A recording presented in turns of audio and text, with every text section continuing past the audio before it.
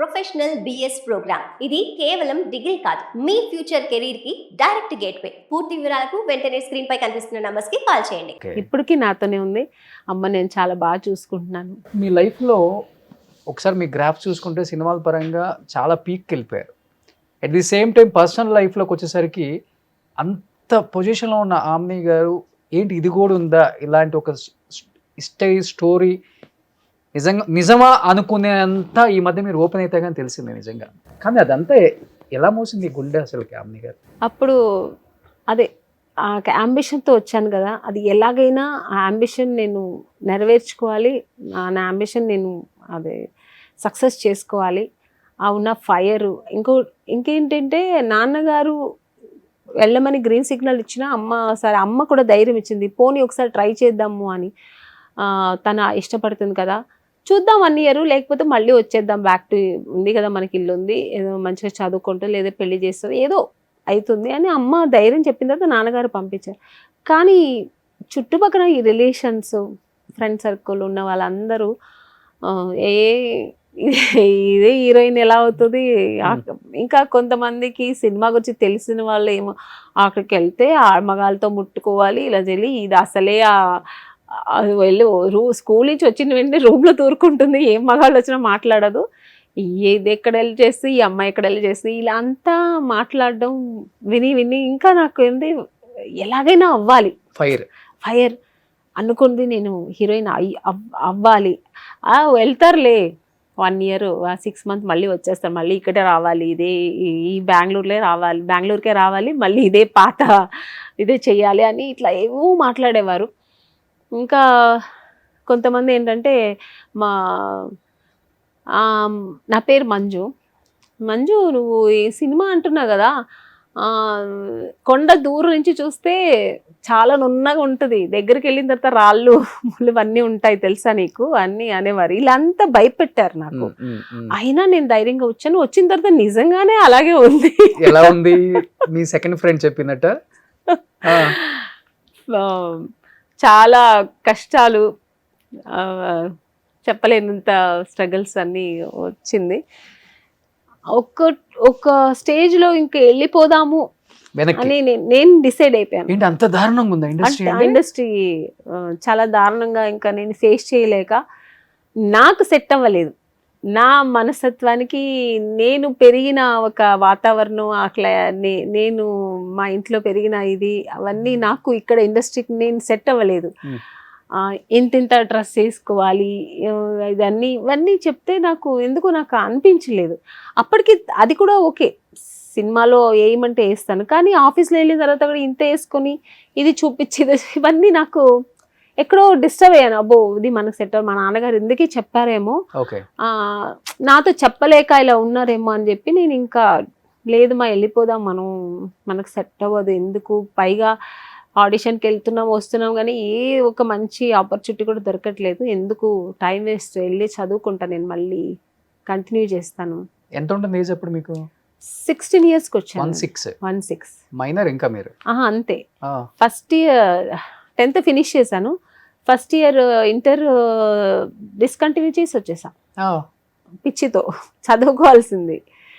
కానీ హీరోయిన్ అవ్వాలంటే must and should commitment ఇవ్వాల్సిందే ఇండస్ట్రీలో, ప్రొడ్యూసర్స్ కి, హీరోస్ కి, డైరెక్టర్స్ కి. మస్ట్ అని ఏం లేదు, ఫోర్స్ అయితే ఎవరు లేదండి, అదైతే ఉంది, ఫోర్స్ లేదు. కానీ ఏంటంటే ఇప్పుడు మిమ్మల్ని కథలు వినడానికి గెస్ట్ హౌస్లకు రమ్మని చెప్పలేదు ఎవరు? చాలా జరిగింది, వెళ్ళేదాన్ని కాదు.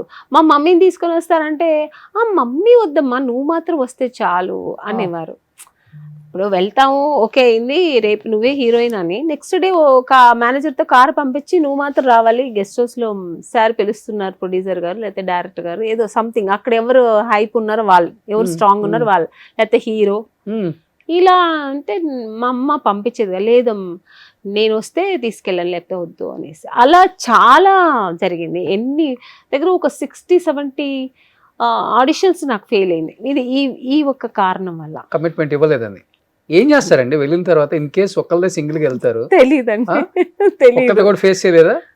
నేను వెళ్ళలేదు ఇంతవరకు అలాగా. అసలు మోర్ దెన్ 6 పక్కన పెడితే పైగా నాకు అసలే భయం. ఏంటి వాళ్ళ ఫ్యాంటసీలు ఎలా ఉంటాయి ఏమో తెలీదు, నాకు అసలే భయం. నేను మాట్లాడమే చాలా తక్కువ. ఇంక నిన్న ఒంటరిగా నేను వెళ్ళి అక్కడ నాకు ఆ ఒక భయంతో నేను అసలు వెళ్ళేదని కాదు. మా అమ్మనే వచ్చేది తోడు. అంటే అందరూ నేను చెప్పట్లే, ఒక 70% అలాగే ఉంది. 70%? అవును, 70%. ఓ, ఇంకా చెప్పాలంటే తమిళ్లో ఎక్కువ. అవునా? నేను చూసింది ఇండస్ట్రీ మొత్తం అక్కడే ఉంది కదా అప్పుడు. అవును, ఇండస్ట్రీ మొత్తం ఎక్కువ తమిళ్లే కదా అక్కడ. తమిళ్ ఇండస్ట్రీ అన్నప్పుడు, తమిళనాడులో చెన్నై అన్నప్పుడు అన్ని తమిళ ఆడిషన్స్ ఎక్కువ వచ్చేది, తెలుగు తక్కువ.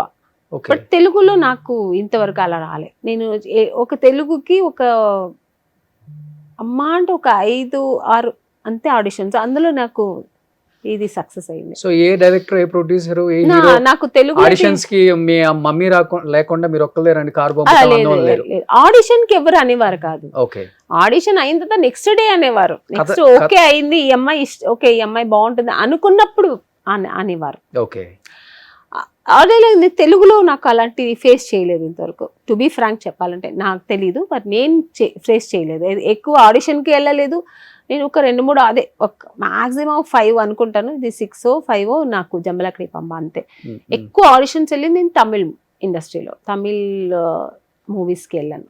అప్పుడప్పుడు అనిపిస్తుంది మీలాంటి పెద్ద పెద్ద హీరోయిన్సే ఇంత ఫేస్ చేశారు అంటే, అప్పుడులోనే 70% ఉందంటే ఇప్పుడు 100% ఉండే ఉంటుంది. అమ్మో, ఇప్పుడేమో తెలియదు ఇండస్ట్రీ ఇప్పుడు ఎలా ఉందో భయం వేస్తుంది అసలు.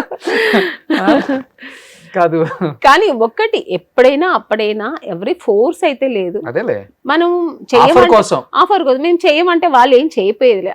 ఇంకా అమ్మాయి ఇప్పుడు ఈవి గారికి ఈ అమ్మాయి నచ్చింది, ఈ అమ్మాయి కావాలంటే వేసుకున్నారు, అది సెకండరీ. అది ఇష్టపడి పోయే వాళ్ళు ఉంటారు, లేని వాళ్ళు ఉంటారు. అట్లా అందరూ కూడా ఆఫర్ చేయరు కదా. ఇప్పుడు ఈవి గారు అలాంటి మనిషి కాదు, నా అదృష్టం దొరికింది. అలాగే తమిళ్లో కూడా గంగేమరన్ గారు నా ఫస్ట్ మూవీ. సో చాలా మంచి డైరెక్టర్, అలా దొరికితే అదృష్టం. అలా అందరినీ మనం చెప్పకూడదు, కొంతమంది ఉంటారు. వాళ్ళ అబ్బాయి కదా వెంకట ప్రభు. వెంకట ప్రభు, అవునవును. ఆయన డైరెక్షన్ లోనే ఫస్ట్ మూవీ చేశా. ఓకే. ఇళయరాజు గారు మ్యూజిక్, అది చాలా మంచి మూవీ అది కూడా. కానీ మీరు వచ్చినప్పుడు మీకు కాంపిటేటర్ అంటే ఎవరు అనుకున్నారు మిమ్మల్ని? మీరు మేబీ? నేను ఎవరిని ఫీల్ అయ్యేదాన్ని కాదు. నా వరకు నా క్యారెక్టర్స్ అని హీరోయిన్ ఓరియంటెడ్ మూవీస్ చేసేదాన్ని. తర్వాత ఇప్పుడు రమ్యకృష్ణ గారితో చేశాను, నాకు అనిపించదు ఆవిడ క్యారెక్టర్ ఆవిడకి, నా క్యారెక్టర్ నాకు. రోజా గారితో చేశాను. శుభలగ్నంలో నా క్యారెక్టర్ సపరేట్, ఆవిడ క్యారెక్టర్ ఆవిడది. సో ఎక్కడ నేనది కదా, అప్పట్లో హీరోయిన్స్ మేము ఎవరు అలా ఎవరు అనుకునే వాళ్ళం కాదు. సౌందర్యతో 3-4 సినిమాలు చేశా, అన్నా చెల్లెలు చేశాను, అమ్మ దొంగ చేశాను.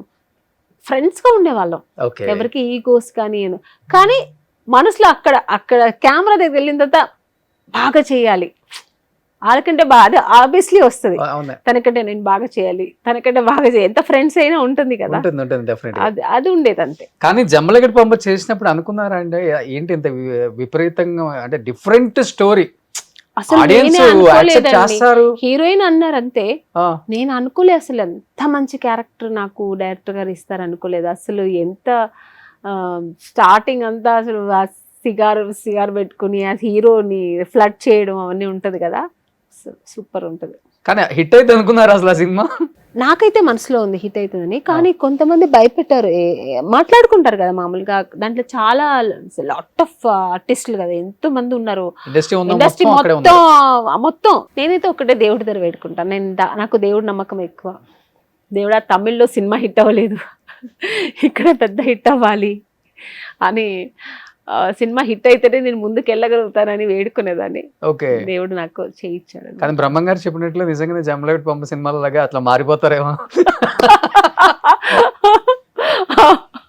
ఉండొచ్చు, ఆఫ్ కోర్స్ అయినా అవ్వచ్చండి. ఇప్పుడు ట్రెండ్ అలాగే ఉంది.